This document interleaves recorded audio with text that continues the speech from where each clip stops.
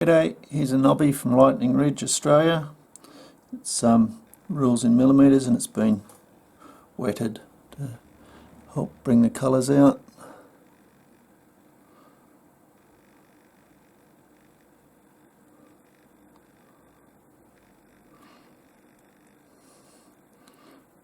I don't think this will cut anything on this side, there's too much clay in it. This might cut a little stone here. Got a pinhole in it there.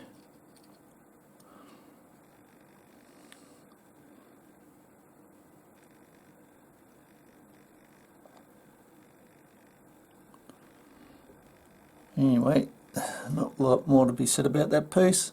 Hope you've enjoyed. Cheers.